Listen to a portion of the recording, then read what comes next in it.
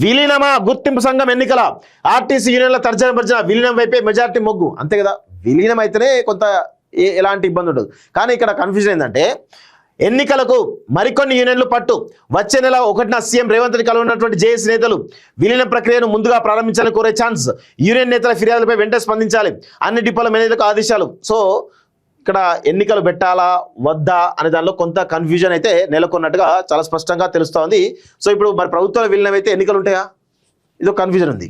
So సమ్మె డిమాండ్ల అమల్లో భాగంగా త్వరలో గుర్తింపు సంఘం ఎన్నికల నిర్వహణకు ఆర్టీసీ యాజమాన్యం సిద్ధమవుతుండగా యూనియన్లో భిన్న వాదనలు వినిపిస్తున్నాయి.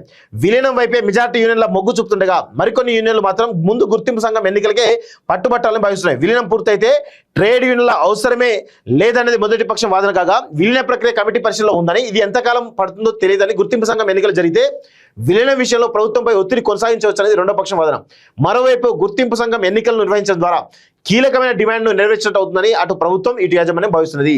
1న సీఎంతో భేటీ అవుతారట. ఈ ఆర్టీసీ జే సంబంధించినటువంటి అన్ని సంఘాల నాయకులు సీఎంతో భేటీ అయి ఆయనకు ప్రభుత్వం అంగీకారం తెలిపింది కాబట్టి విలీనం చేయడానికి ఆయన కృతజ్ఞతలు చెప్పడంతో పాటు ఏవైతే సమస్యలో ఆ సంఘానికి సంబంధించినటువంటి కార్మిక యూనియన్లకు సంబంధించిన ఎన్నికలు పూర్తి జరపాలని చెప్పేసి కూడా విన్నవించేటువంటి అవకాశం ఉన్నట్టుగా తెలుస్తోంది. సో ఆర్టీసీ కార్మికుల ఉద్యోగ సమస్యలపై యూనియన్ నేతలు ఎవరైనా ఫిర్యాదు చేస్తే వెంటనే స్పందించి పరిష్కరించాలని ఆర్టీసీ ఎండీ నాగిరెడ్డి బుధవారం ఆయా డిపోల మేజర్లకు ఆదేశాలు జారీ చేశారంటూ చూస్తున్నాం. సో అంటే కార్మికులకు, కార్మిక యూనియన్లకు, యూనియన్ లీడర్లకు ఎంత ప్రియారిటీ దొరుకుతుందో ఒకసారి గమనించండి. ఇది నిజంగా ఆర్టీసీ కార్మికులు సాధించినట్టు విజయంగా శంకర్ గౌడ్ ఆయన యొక్క బలిదానం వలనే ఈరోజు ఆర్టీసీ